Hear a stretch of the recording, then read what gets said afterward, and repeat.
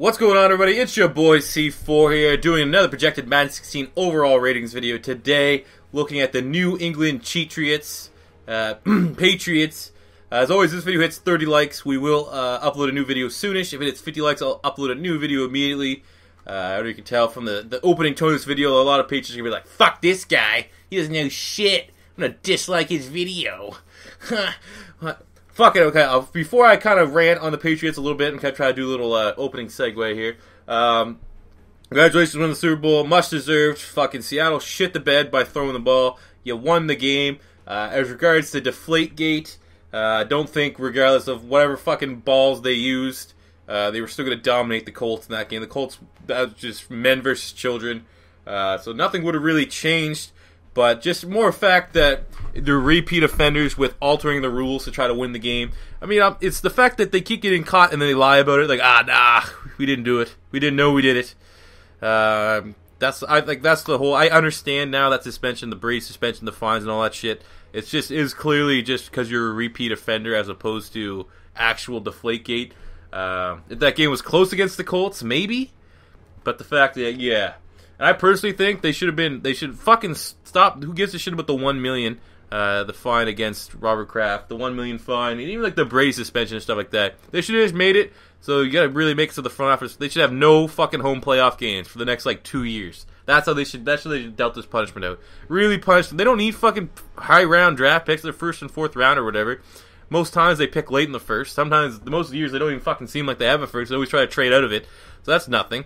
Fucking really hit them where it's gonna hurt. No more home fucking playoff games for like X amount of years. There you go. That way there you affect the front office, you affect the owners, making way less money, way less revenue. Really teaches them lessons like, stop your fucking cheating. Oh, without further ado, this is a Madden roster video. I got that off my chest. Again, to try to help you guys so you don't dislike the shit out of this video. Congratulations on the Patriots for winning the Super Bowl. Look at the top 5 overall players. We obviously get the beast, Rob Gronkowski, 98. Tom Brady, 96. Devin McCourty, 95. Should have came to Philly. Kicker, Steven Goskowski, 94. One of the best kickers in the league. Then you got Vollmer and Chandler Jones, both rounding out at 90. Now look at the individual positions. Obviously, I think Garoppolo is going to do pretty solid. Look really good in the preseason.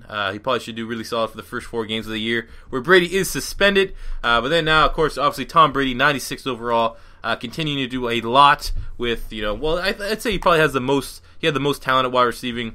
His receiving core last year, as he has in a couple years. Last year, Tom Brady, 4,000 passing yards, 33 touchdowns to 9 interceptions. So again, one of the best quarterbacks in the league, even at 37. Look at the running back situation here. Pretty much a fucking shit show. Obviously last year, LeGarrette Blount, Jonas Gray, Stephen Ridley, Shane Vereen, pretty much all those guys, Shade carries. I had to say, Jonas Gray had that one game, and then he missed a practice and never fucking played again. But I mean, based on that potential, we still gave him a 78. I think LeGarrette Blount is a phenomenal running back, should be an every down back. They brought him in like midway through the season, like right before the fucking deadline from the Pittsburgh Steelers. Did they even trade for him, and the Steelers just released him? I'm not exactly sure, but he still finished the year with 281 yards and 3 touchdowns, and he only started 1 game. But obviously, there hasn't been a true number 1 running back there in New England since like Stephen Ridley a couple years ago, where he had that one breakout year. Fullback James Devlin, we gave him a 78. Looking at wide receivers, Julian Edleman, we gave Julian Edleman at 88 last year. He had 92 receptions, 970 yards, as well as 4 touchdowns. Incredibly clutch player. Maybe the best slot wide receiver in the NFL. Just really, really well-rounded. Really, really hard-nosed player. And then Brandon Lafell really came over from the Carolina Panthers, I believe, and really was able to stretch the field for them. Last year, he had 74 receptions for 953 yards, as well as 7 touchdowns. So again, get a big-time playmaker there. Reminds me a lot of Deion Branch. Look at the tight end. It's fucking Gronk. Gronk's a phenomenal player. One of my favorite players in the NFL, even though he is on the Patriots. Last year, 82 receptions, 1,100 receiving yards, and 12 touchdowns. I mean, he's a fucking beast. Phenomenal player. Literally the only downside from Gronk is he doesn't have, the elite speed of like a Jimmy Graham or Vernon Davis or something like that. That's probably the only thing that he lacks that some other tight ends have. Everything else, he's better than every other tight end at. Fucking awesome player. Especially coming back off like that really bad injury too. He really had an AP-like return year. Offensive line, Patriots offensive line is solid as ever. Nate Solder, 87 overall. Left guard, Jordan Devey. It's probably actually going to be Trey Jackson. Excellent value pick. I think they got him in the 3rd round. I had him as one of my top 5 rated guards in this year's draft. So only had to give him a 70 because he was took in the 3rd round, but I wouldn't be surprised for him to be an immediate starter on that offensive line. Center Brian Stork had a really good rookie season. We gave him a 78. Right guard Ryan Wendell, 78. And right tackle Specian Vollmer, 90. One of the best right tackles in the NFL. So now look at the defensive side of the ball. We gave Robert Ninkovich, Bob Ninkovich at 87 overall. Really productive player. Last year, I believe he had, let's see what we had here, 1 interception, 8.5 sacks, as well as 70 total tackles. So an incredibly active player. Very solid tackler. Does not make a lot of mistakes. Look on the right side, obviously Chandler Jones had some injury issues. We still have to give him a 90 overall. Started 9 games, 6 sacks, as well as just under 50 total tackles. So, I mean, he's a beast. Look at the defensive tackle. You got Dominic Easley, pretty much. Did he even fucking play last year? I think he had, like, how many games did he fucking... He only started 2 games here. I like him out of Florida. I thought he was a very solid player. I believe he was the 1st-round pick last season. Only in 2 starts, he had 1 sack and 10 tackles. So, I mean, obviously, really good. I hope he can come along here in his sophomore year. 1st-round pick this year, Malcolm Brown, excellent value there. Wouldn't be, like I said, those 2 guys heading your defensive tackle position.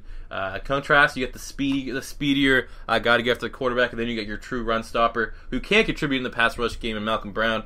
So things are looking very up on that Patriot defensive side, defensive line. Then you got Jabal Sheard coming over from the Cleveland Browns at free agency, 83. Jamie Collins last year, 89. Excellent season. Led the team in tackles. 2 interceptions. What do we got? 2 interceptions, 4 forced fumbles, 4 sacks, and 130 total tackles. He's an absolute beast. Middle linebacker Jerrod Mayo, 88, coming off an injury. He only played 6 games last year. Still had a sack and almost 60 tackles. So I mean, 10 tackle a game. He's always a double-digit tackle guy. So obviously, I expect Jamie Collins' total tackle numbers to be down a little bit. But again, the combination of Collins, Jerrod Mayo, and the guy we're going to talk about right now, Dante Hightower. I mean, the Patriots defense, I would say no real superstars, but a bunch of guys that are all high-level players. So yeah, we got Dante Hightower. We gave him an 89 overall. Last year, 12 starts. Finished the year with 6 sacks, as well as 110, or just over 100 tackles. So I mean, been a beast. All I remember is fucking any of you guys that used to play the NCAA football games. Dante Hightower was like that freak linebacker in Alabama that had like 96 speed every fucking year. Just a little tidbit there. But I mean, look at that. That is an insane linebacking core. If that defensive tackle, they can really get Easley and Malcolm Brown to go off, that is a fucking terrifying front 7. But now, let's see the not-so-terrifying secondary. The loss of Darrelle Revis is gone. Brandon Browner is gone. They lost Kyle... Isn't Kyle Arrington gone? Pretty sure they cut him. We're going to do that right now. I'm pretty sure they actually released Kyle Arrington. If I didn't, that's I just fucked the roster up. But I'm pretty sure they released him. So they got Logan Ryan here at 80. Last year, Logan Ryan had 2 interceptions and 40-some tackles. You got Malcolm Butler, who was the big-time Super Bowl hero. So obviously, maybe they're hoping this guy can, recapture on that Super Bowl form and have an insane season. Who fucking knows? But they got Bradley Fletcher, the worst corner in the NFL. The worst corner in the NFL. So I don't know what the fuck they're going to be doing with their corners here. Logan Ryan's solid. Everyone else, there's a lot of questions there. Free safety, obviously they got Devin McCourty, 95 overall, one of the best safeties in the NFL. Last year he had 2 interceptions, as well as 50, 60, 70, fucking 75-ish tackles. I was really fucking hoping he was going to come to Philly this free agency period, but decided to stay back with the Patriots, so that was a huge win for them in free agency.